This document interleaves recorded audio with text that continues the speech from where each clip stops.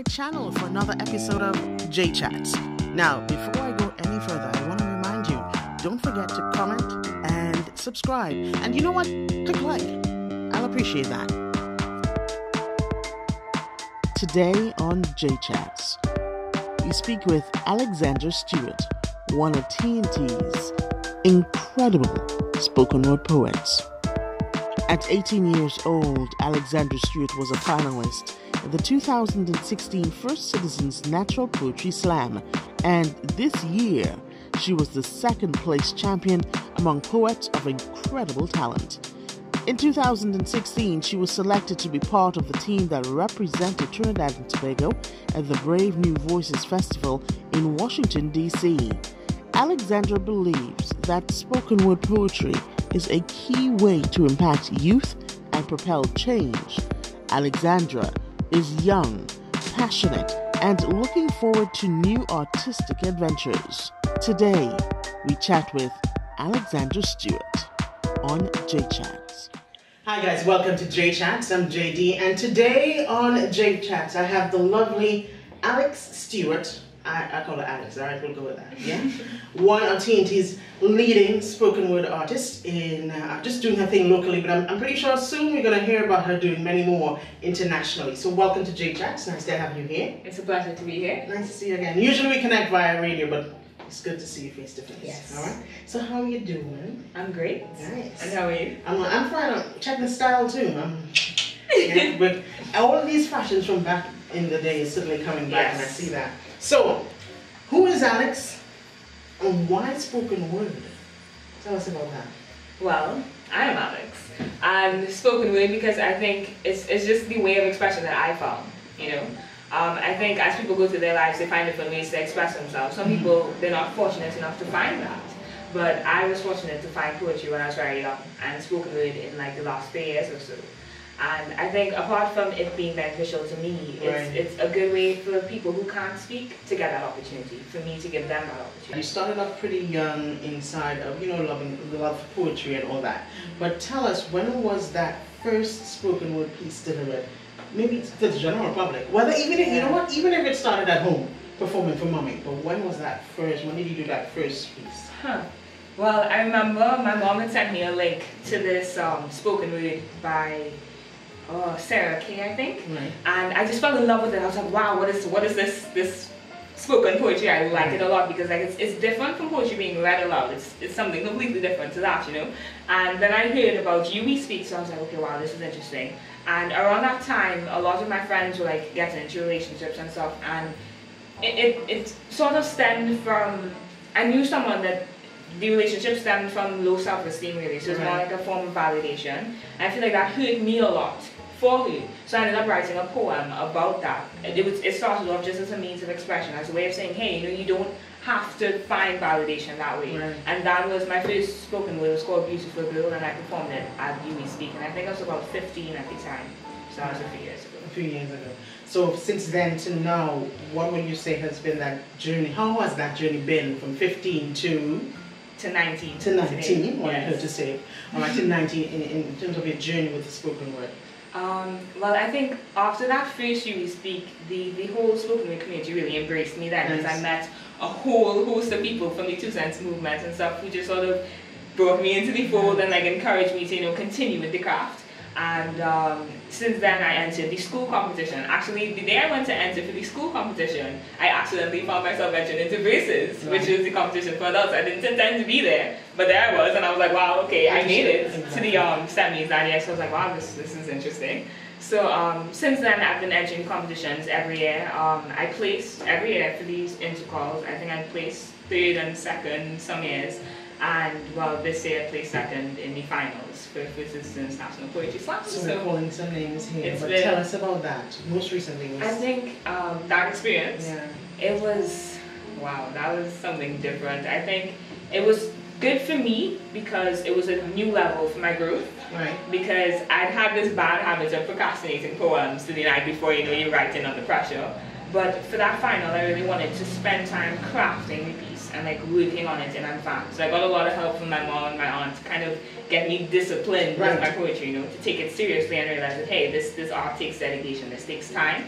And that's kind of what the poem ended up being about. But as far as performing on stage, Napa is huge. Yes. It is huge. I remember I was walking on stage, my legs were shaking. I was just like, oh my goodness. And just remind our viewers, how did you do with that? How did I In terms of placement? I was shook. I was shocked. Yeah. I mean, like, when they announced the results, I remember I was just like, wait, that's my name. That's my name. Okay, cool, that's my name. And then, like, 2 seconds later, like, friends are running onto stage. I was like, what? Okay, wow. But you're 19, and that's still pretty young. But do you have young ones coming to you, maybe wanting to do the same thing? And how will you guide them into the field? I think the thing that I always try to stress to people who come to me for advice is that poetry is art. There's no way you can do art wrong. So like you might come into the craft after hearing someone's specific poetry style and think, well, if I'm not doing it like that, I'm not doing it right. And that isn't how it is. And I kind of felt that when I first started poetry, because there's a tendency to think that you have to be angry every time when you do spoken word, or you have to be shouting, and that's the only way that you can perform. And it isn't. You know, everybody has their own way of expressing themselves, and it's to find that, and that's your style, and that's what people will like about you. I think I will admit, when you thought about, when I first started hearing spoken word, you did think it was that sort of kind of anger, that kind of deep set passion in more the negatives. I'm trying to drive a message home about something that's wrong, but I see in so many different artists, it's about love, it's about environment in one of your pieces, and you know, it's just so much more. So we always thank you guys for doing that. And something you said a few minutes ago, which I know you said wasn't true, or it's something you don't want to do, about writing spur of the moment. Now, you've been on my radio program before. And you know we are coming about 10 minutes before the program you wrote something? Yeah, it was on the way here while we were driving down the road. Crazy, right? And that one left the studio with, the thing with the radio, you shouldn't have any dead air. She created dead air. Because at the end of it, we were like, yeah, remember that? Yes, I remember. Yes? So in just a few minutes, I want to hear from you with one of your pieces. But I want to continue to just learn some more and get some more out of Alex. So you work with family. Yes. Support is important. Yes. I do have a lot of family and friends who always, even if they can't tangibly be there, I know that I have their support. You know, they message, say, Alex, you know, how do you get through? Like, even some of the other poets, we're not as competitive as, you know, certain countries or different places. You know, it's every poet is separate to themselves, but we try to help each other to really, you know, improve the craft. I'm a bit of a loner when it comes to writing poetry, but it's still good to have company. And I'm glad you raised that, because that's something I always wanted to know. So there is no sort of beef existent. No, it's not like a competitive. Yes, it's more like everybody's rooting for everybody, you know, like, so for finals, I always felt that whoever won, I would be ecstatic, especially if it would be a girl, because it's been so many years since we've had a girl placing in finals, and it only happened once before, I think, like a while back. So it was just. So that spoken word family exists. Yes. What about your your family itself? Your mom is your manager. My mom is my momager. Definitely. She if it wasn't for her, I wouldn't have no discipline when it comes to this, really and truly. Like she helps to put everything together. And remind you of dates too, right? Yes. Because I'm definitely, like, I bring the art to the table and she brings that organization to the table, because sometimes it's hard to manage both, you know. So she helps me to, you know, really realize that art is also structure and to keep the two together. Now, having mommy there in terms of this business, do you guys ever clash a little bit with that disagreement, or of maybe, I want to say this poem, and she says, no, I think you should say this one? I think, well, I wouldn't say we clash necessarily. We might have disagreements, but I think it's more like we always try to come to a compromise. So she might say, hey, you know, this would be more suitable for this situation. And sometimes I don't agree, but I can see, because I reckon she's been here longer, she might know, and that's the same, I'm sorry. And it is mommy. Yes, it is mommy. Mommies are always right. So we are here inside of Jchats. We're going to hear some more from Alex Stewart. And again, this is one of TNT's leading spoken word artists. I know you have something for us. You want to tell us the name of the piece you've got? I did not name it. I'm thinking of a name. That's how good she is. What should I call it? For now, let's just call it Message from Mothers. Message from Mother. Yeah. I've been sending signs, but you refuse to sign treaties, only mistreat these parts of me. Sky, land, and sea, do you think that I am a fortune cookie? That you must break me open to get the message? What are you drilling for? Machines crack open my ocean floor, one mishap and you're spilling more oil, killing more life, unwilling to go green. You say go greed. Take more than you even need, call it natural gas. As if the most natural thing about me isn't the way I renew myself. As if you can't find energy in the wildness of my breath that you call wind, and the rush of water falling and the heat of the morning star I circle. Do you know that my body is home to more than humans? That your extinction isn't the only one that matters, that matter exists in all of my children. When the brown of my skin, this coffee ground, takes them home, and I grow trees like gravestones in their honor, how dare you cut them down? Am I not shelter enough? They say that my body is full of dangerous places. But the scariest place I have ever seen is the heart of a human that does not care. How can one be so empty and yet so full of greed? What have I ever done to you? But build my lungs on the outside so that you could breathe too. But cry from my core so that with these saltwater tears you'll thirst no more. Have I been anything but home, but resting place? Were you this much of a grenade in your own mother's belly? Did you destroy her too for offering you sanctuary? How dare you? Bend the circle of life to make it triangle. Call it pyramid. Sit at the top and call it survival of the fittest. Call yourself humankind as though you have not perfected cruelty. Why have you become predator instead of protector? Have I taught you nothing? Do you zone out when I talk about the ozone layer that I built to surround your sky? Would you watch your mother burn up with fever and leave her to die? Will you wait until this temperature rises so high that this home becomes the hell that you are so afraid of? And if not for me, then what about your children? And the ones that come after them, will you take away their sunsets and give them darkened skies and smog? Will you turn their ocean into a cocktail of chemicals that no one can drink from? When they ask, what have you done to the polar bears? What will you say? When the sun burns their skin and their tears turn to steam on their cheeks, will you wish that you had listened to me? How will they wish upon stars that they cannot see? This message is not a plea. I do not come begging that you save me. No, this is a warning. Because you have forgotten that I have existed long before you even thought to destroy me. You have forgotten that it is you who needs me. You who needs the saving. Because if you turn my body, this earth, into your graveyard, I will still have the strength to grow flowers over your bones. Message from Mother Earth. Message from Mother Earth from Alex Stewart. I think it had everyone here inside the team in like, oh, for a second. Another amazing, amazing piece. And we have so many talented young ones, I can say youths, yeah, in TNT. So they're representing well, because it's not also about, always about the representation of Trinidad and Tobago with soca or other things. We have so many other creative fields. And certainly spoken word is just one of those. I know it's been around for some time. Are you seeing this as your sole goal in the future in terms of this is it for you, or you want to dabble in something else? I think I've always been a dabbler. So whenever I get better at something, I always want to try something new. So recently I've started photography because it's something I've always wanted to try, and I'm also trying to teach myself how to paint, which is more difficult, but I'm working on it. You know, I think it's always really important to explore because you never know what you might find yourself being really good at. So I want to try. But you see yourself staying within the creative industry? Oh yes, definitely. I think. Not a 9 to 5 kind of girl.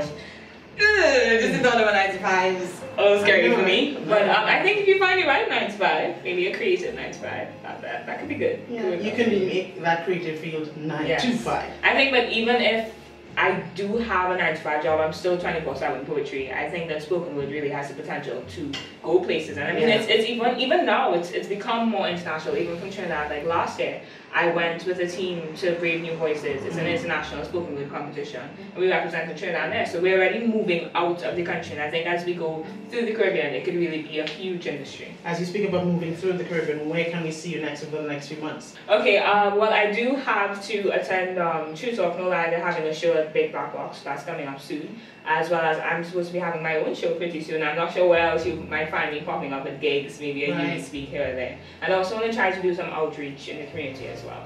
Alright, and if you were approached by a young person looking at you, Alex, and said, oh, that's someone I really want to emulate, what sort of advice would you offer? I'd say in as much as you could follow someone's example or use their own guide, I think that you still have to take your own footsteps at the end of the day.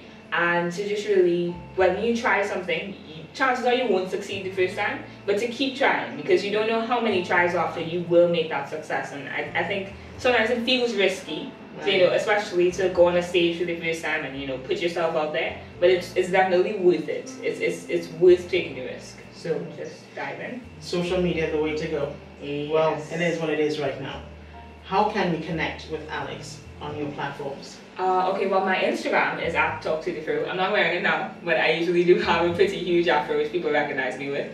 And you can find my poetry page on Facebook, which is Alexandra C. Short. Right. So that's where you would find spoken word videos as well as written poetry, because I dabble in that as well. And well, my personal Facebook page is Alex Short, because I go by Alex. So.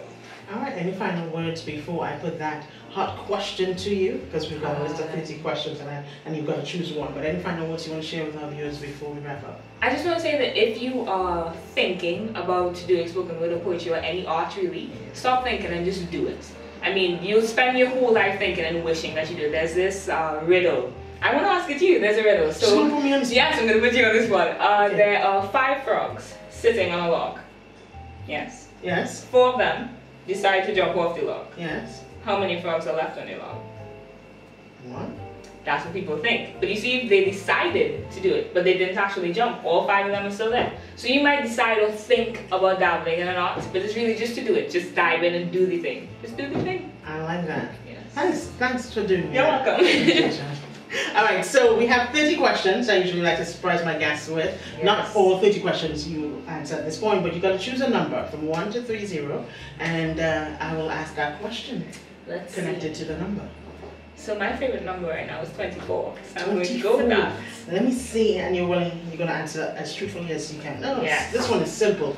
Oh no. Alex, very simple. Oh simple. No. What's your middle name? Oh no. Oh no. I was saying that because so many people have nagged me about this information, and I've managed to keep it under wraps until now. My middle name is Ceres Glorine. I was blessed to have 2, so it's Alexandra Ceres Glorine Stewart. All right, nice. And you see, you just squeeze out here. Thank you very much. You're welcome. So thank you so much for looking at us at Jchats. I'm JD, and we're going to wrap up with another bonus piece from Alex Stewart. See ya. My name is Alexandra Stewart, and I am a spoken word poet. This poem is called Confessions of a Foodaholic. Confession.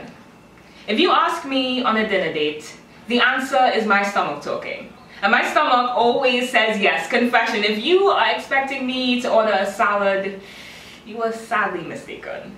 Confession. You ask me what I want to eat. I'll say everything. You laugh. I'm not kidding. Confession. I don't mean to, but I look more in love with the waiter than with you. You with the sweet smile and the table talk. Him with the French fries and the steaming mashed potatoes like a captured summer avalanche. Him with the barbecue wings and the promises of dessert. And with the, would you like something to drink with that? Yes. Yes, please, confession. When I'm eating, let's just pretend that I'm wearing headphones, because now is not the time for conversation. Confession. If we go to see a movie, when the advertisements are over, so is the popcorn. Confession. If I say I'm full, that does not mean that I don't have space for dessert. Confession. If you leave food in the fridge for too long, it's mine. Confession. Whenever I forget that I am made of stardust and galaxy, I remember that my stomach is a black hole, so I guess you could say that all food is a light meal. Confession. Small portions are unacceptable. Go big or go home. Home is where the heart is, and when I say home, I mean the fridge. I hope that doesn't make me sound cold-hearted. Confession.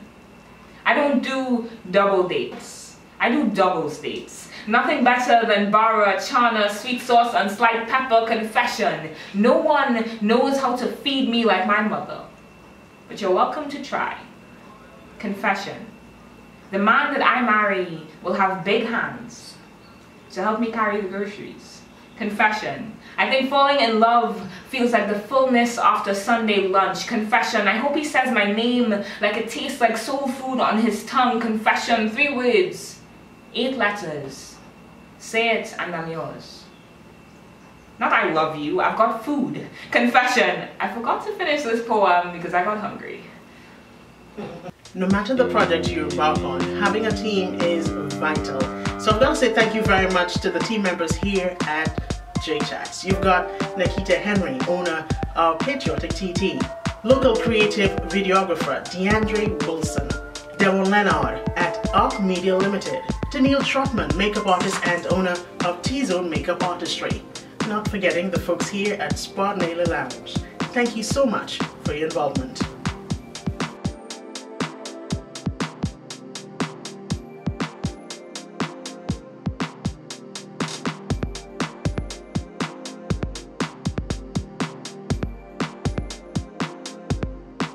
In 3, 2, go. I got I didn't mean it. My name is Alexandra Stewart. Take 2. Yeah, it's a little cooler. He is vacuuming Skylar. It's Skylar being vacuumed. Skylar is being responsible for Yes. That kind of spoiled child. Like mother, you know. I